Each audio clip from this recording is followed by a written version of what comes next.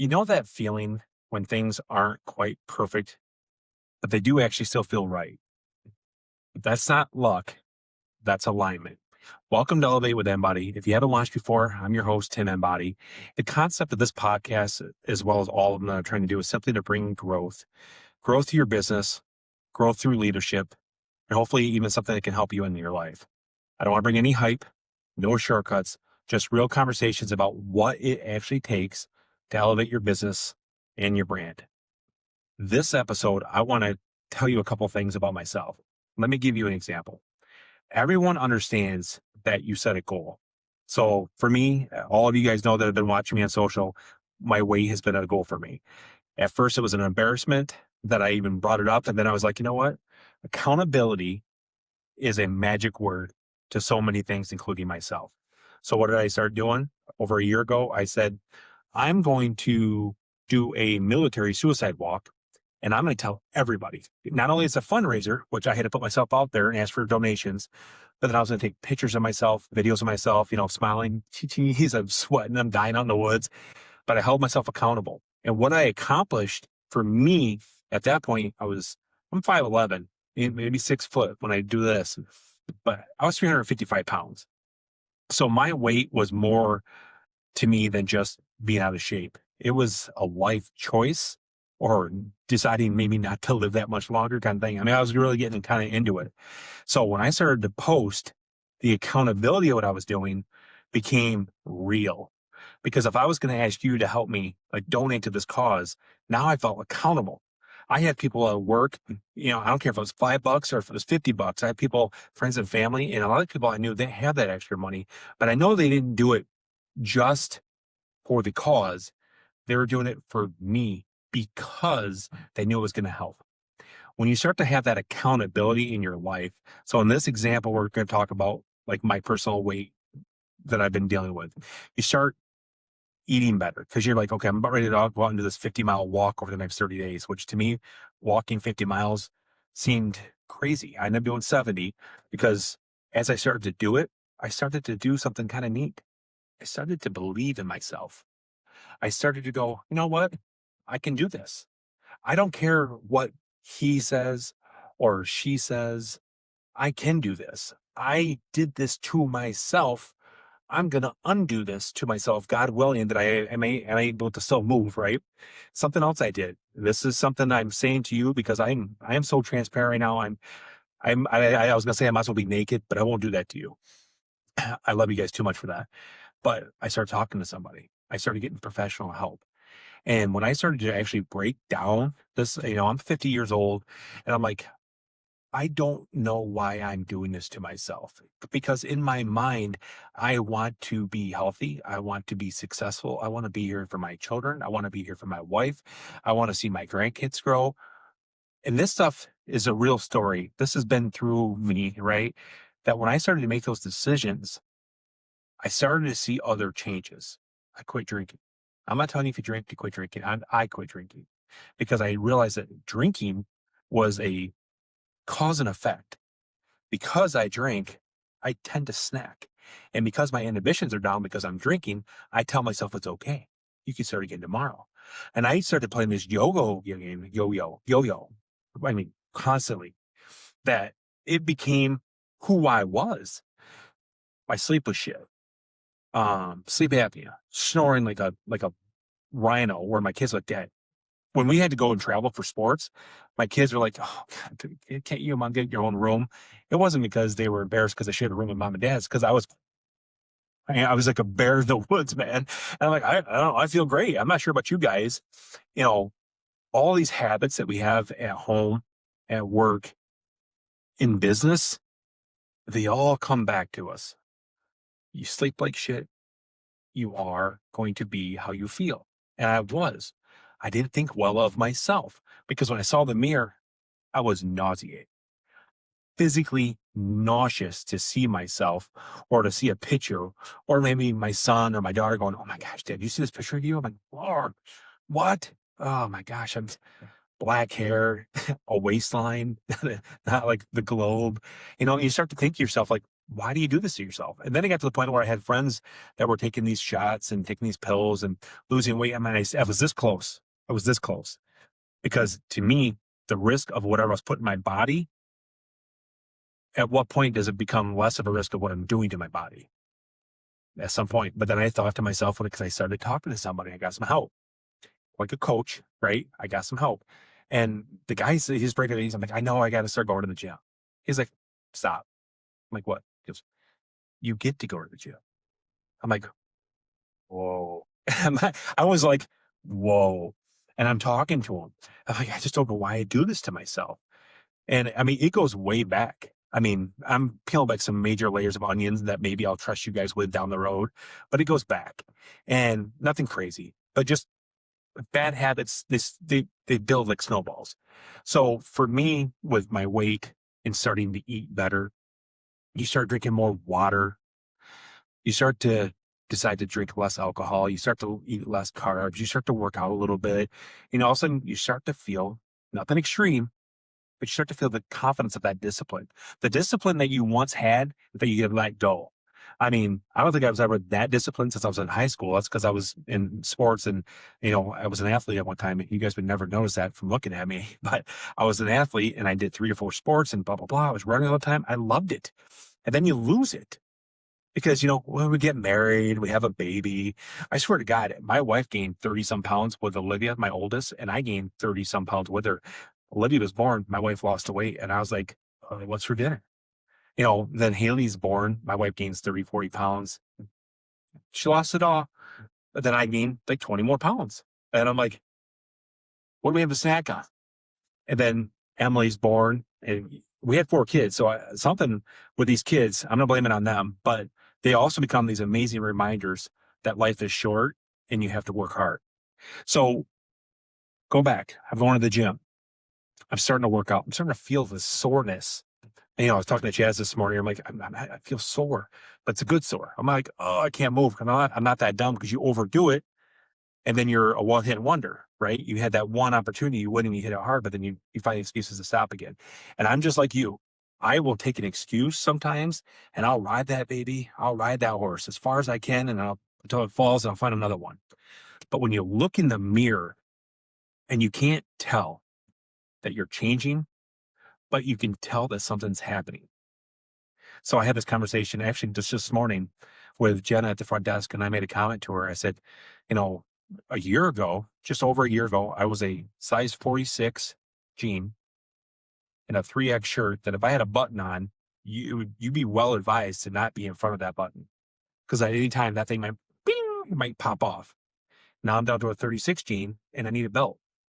And I'm sitting there going, it didn't happen overnight, but it's these quiet moments, these gentle reps that I was doing that was helping me lose the weight. And I'm sure you guys have all been through this, right? Have you ever done working out and you start to look good? You start to feel good. And in that moment, you don't need the scale anymore. You don't need that proof because you start to feel the proof. You just know because you've been doing the work the right way. Burning calories, taking in less. You start to feel that quiet confidence of putting your chest out. And exactly what it feels like when you're doing your work right. And here's why. Doing it right creates order. Your calendar starts to make sense. Your priorities are starting to fall in line and they start to look clear. Your follow-up is consistent.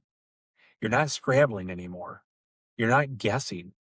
You're not chasing every shiny little thing. And I mean every shiny little thing. I'm an infomercial junkie. Holy crap. What's that drink? What's that pill? Give it to me. Give it to me. I'm taking this stuff and all of a sudden my heart's like, my wife's like, you're going to die of a heart attack trying to lose 10 pounds. Yeah, but this stuff that talks about breaking your metabolism, you look at it, it's like 6 billion grams of caffeine. Oh, I'm sweating. I was having hot flashes. I was angry. I was having mood swings. I'd be walking in one day and I'm like, how you doing? The next day I'm like, die. And I was like everywhere. And it was affecting me at work too. I'm on the phone with a client. I'm talking to an LO. And then the LO's like, but what it could have, should have. I'm like, maybe you should go do something else. This isn't for you. I'm like, whoa, okay, that's as far as from Tony Robbins as I could possibly be. And I'm slapping people with truth bombs like left and right. I'm looking for somebody. I'm like, who wants to mess with me today? And then the next day, I'm like, I'm so sorry. I'm so sorry. Why did I do that? Or I come home after a rough day. I'm like, Abby, F, F, F, F, F. And she's like, whoa, time out. Because my wife is the most aligned person in my life. And she's like, she gave me a couple of those. And she's like, don't come home with your day and take it out on us. You are not making good choices. I'm like, oh. And I might go filth, farm, filth, like a real asshole. And then about 30 minutes later, like, I'm sorry, baby. Please don't be mad at me. I apologize. I was an asshole. I get out my best Adam Sandler. I'm like, please don't be mad at me. And it's just like, well, stop being stupid. And she's Abby, I love you to death. She is my line in the sand. We all need it. We all need it. And the good news is you're doing it right. It actually starts to feel good. Before it pays off, it's not always exciting though. It's steady good. And here's how it's steady good. I start to sleep better. I start to think clearer. I start to trust myself more. It doesn't feel like the results are coming just yet, but you kind of see the sun starting to rise. My integrity starts to feel better. I'm getting good results from people that I'm close to. The habits are starting to match the goals. So I'm not just talking about it, I'm starting to do about it. So let's talk about business for a second. I'm going to get back into my story. Okay. Back to get in my belly in just a second. But when you start your day off, you should know what you're going to do. Before lunch, you should have accomplishments from your day. After lunch, you have your appointments and your meetings. You have all these things, right? And as you start to feel better about yourself and your plan, I'm not saying you're out of weight or you're in weight or you're whatever you are. I'm saying when things make sense. Have you ever noticed that it's those quiet reminders like, wait a minute, last month was a pretty good month. This month could be better. And you're driving home. It's like you hit evergreen light. And like the sun is shining. It was raining just a minute ago, but I went outside and the sun started to shine.